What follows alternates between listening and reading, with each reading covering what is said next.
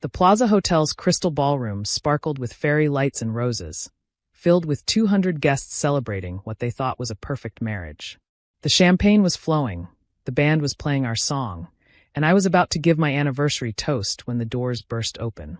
A woman in a faded dress walked in, 3 children trailing behind her.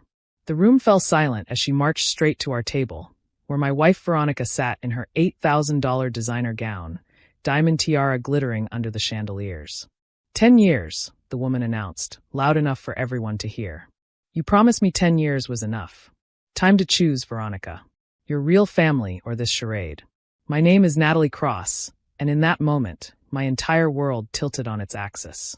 But what nobody in that ballroom knew, not even my wife, was that I'd been preparing for this moment for 6 months.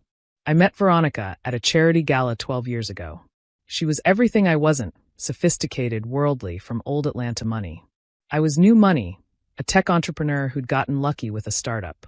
She swept into my life like a hurricane, all charm and passion and promises of forever. You're different, she'd said on our 3rd date. Real. Honest. Not like the people in my world. The irony of that statement would haunt me later.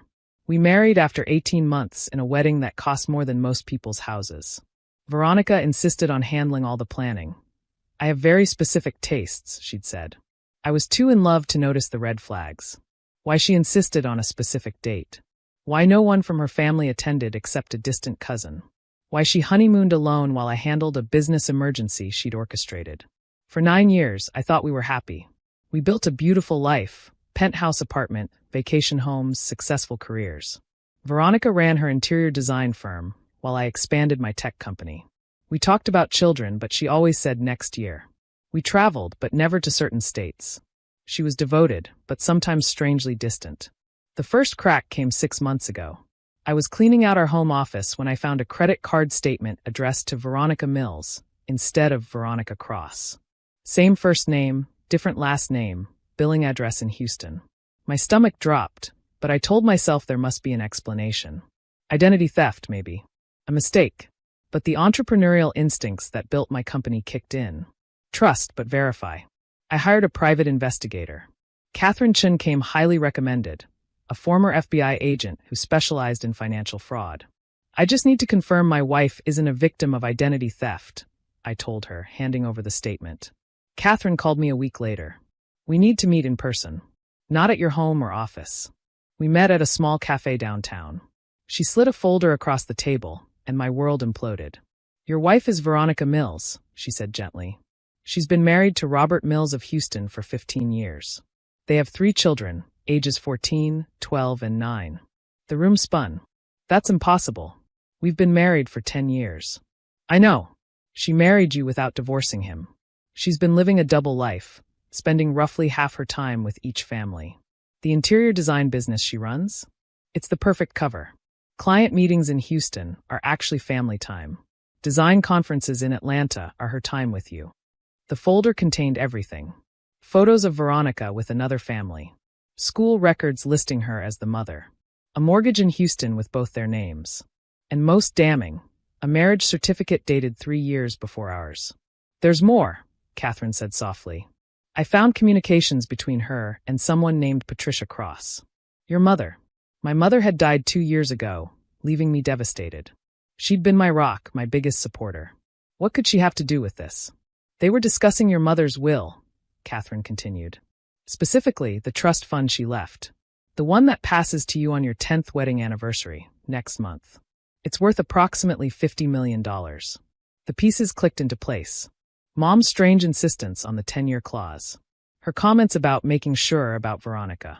I'd thought she was being old-fashioned, not trusting my wife. Turns out she was protecting me. Veronica's been planning this for a decade, Catherine said. Marry you, wait out the trust terms, inherit half in the divorce. But there's a problem with her plan. Besides bigamy, the morality clause. Your mother was thorough. Any criminal activity, fraud, or acts of moral turpitude void the spouse's claim to the trust. Bigamy qualifies on all counts. I spent the next 5 months playing the loving, oblivious wife while gathering evidence. Catherine was thorough. Financial records, travel documents, even DNA tests on items from our home confirming the children in Houston were Veronica's. The hardest part was pretending everything was normal. Smiling at dinner while knowing she'd fly to Houston the next day. Planning our anniversary party while documenting her lies. Sharing a bed with someone who'd made a mockery of our entire marriage. But I needed her to think she'd won. Because Veronica wasn't the only one who could play a long game. I insisted on a massive anniversary party. 10 years deserves a celebration, I said, watching her eyes light up with greed. She saw dollar signs. The trust would activate at midnight on our anniversary. Half of $50 million would set her up for life. Whatever you want, darling, she'd purred. This is our special day. I hired the best party planner in Atlanta, sparing no expense. I also hired several other professionals, a process server, security guards, and my new lawyer, who'd prepared some special documents of his own. The night of the party arrived. Veronica glowed with anticipation, checking her phone constantly. I knew why now. She was coordinating with someone. The final phase of her plan. As I stood to give my toast at 11:30 p.m., 30 minutes before the trust activated, I saw her texting furiously. Then the ballroom doors opened. Rebecca Mills, the woman I'd seen in countless surveillance photos, walked in with 3 teenagers. She looked exhausted, angry, and ready for war. 10 years, she announced to the room. You promised me 10 years was enough. Time to choose, Veronica. Your real family or this charade. Veronica's face was a masterpiece of calculation. She'd orchestrated this. The public confrontation, the sympathy she'd garner as the victim caught between 2 lives, the quick divorce settlement I'd agree to just to make the scandal go away. I don't understand, she stammered, playing confused. Who are you? Don't play dumb, Rebecca snapped. I'm your wife. These are your children. Did you really think you could keep this up forever? The guests gasped, phones coming out to record. Veronica turned to me with tears in her eyes. Fake always fake. Natalie, I can explain. No need, I said calmly, pulling out my own folder. I've known for 6 months. The room went silent. Veronica's tears stopped mid-roll. What? Rebecca, is it? I addressed the other woman. I'm so sorry you've been dragged into this. You should know that Veronica and I were legally married 10 years ago today, which makes your marriage invalid. That's impossible, Rebecca protested. We've been married for 15 years. Then she committed bigamy, I said simply, which is a felony. But don't worry, I have something for everyone. I nodded to my lawyer, who stepped forward with several uniformed officers. Veronica Mills Cross, one officer announced. You're under arrest for bigamy, fraud, and conspiracy. This is ridiculous. Veronica shrieked, the mask finally dropping completely. You can't prove anything. Actually, I said, pulling out a tablet, I can. 6 months of evidence. Your travel records. Your communications with both families. Your plans to claim half my mother's trust. Oh, and this recording from last week where you told your lawyer friend exactly how you'd played that stupid tech bitch for 10 years. I hit play.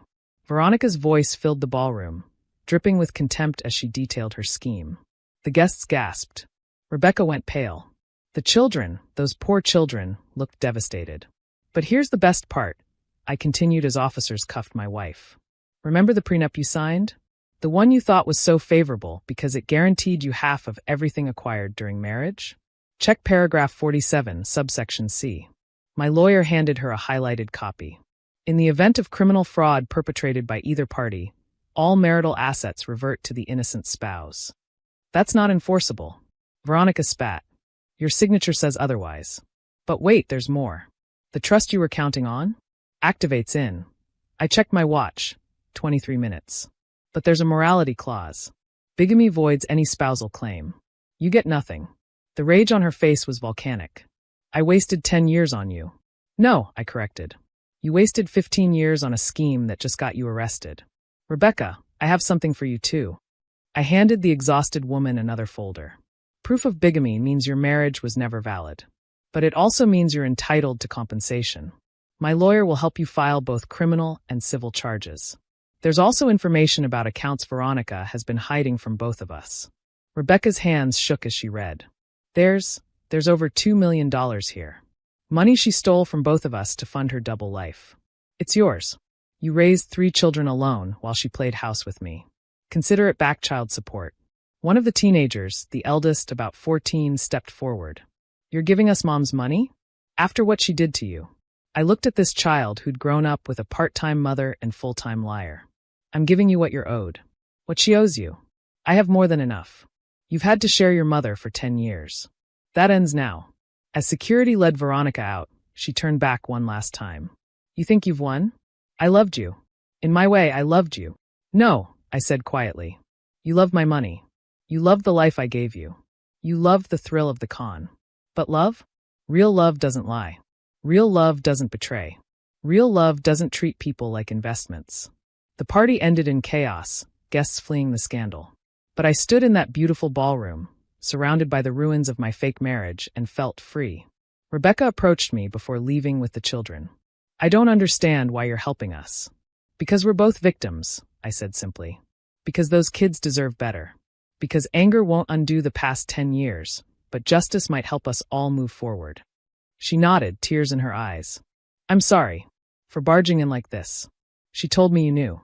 Said you were polyamorous, that this was all agreed. She lied to both of us. But we know the truth now. The aftermath was swift. Veronica pled guilty to avoid trial, getting 5 years for bigamy and fraud. The divorce was uncontested, hard to contest from prison. She lost everything except the clothes on her back. Rebecca and the kids relocated to Atlanta with the settlement money. We're not friends, too much pain for that, but we occasionally have coffee. She's rebuilding her life, getting therapy, learning who she is without Veronica's lies. The trust activated at midnight on my anniversary, just as planned. $50 million, untouchable by the woman who'd spent 10 years trying to steal it. Mom had protected me even from beyond the grave. I sold the penthouse, too many fake memories. Bought a smaller place, something real, something mine. Started therapy to unpack how I'd missed the signs, how I'd loved someone who never existed. My company thrives. I date carefully now, background checks and all. Trust but verify became more than a business motto. It's a life philosophy. Sometimes I wonder about the woman I thought I married. The one who laughed at my jokes and held me during Mom's funeral and promised forever. But that woman never existed. Veronica was a character, a performance, a decade-long con that failed because of one thing she never counted on. My mother's love and protection outlasting her death. The Plaza Hotel still hosts grand parties in the Crystal Ballroom. But they'll never host another one quite like my 10th anniversary, where a bigamist's greed collapsed under the weight of her own lies, where 2 wives discovered they'd married the same woman, where justice arrived dressed in designer clothes and carrying damning evidence. My name is Natalie Cross. I thought I was celebrating 10 years of marriage. Instead, I exposed 10 years of lies. When my wife's secret family showed up with a marriage certificate, I pulled out my own folder and proved that bigamy voids everything, especially her claim to my inheritance. She wanted my mother's money. She got handcuffs instead. Some anniversaries celebrate love. Mine celebrated the truth. And the truth, as they say, set me free.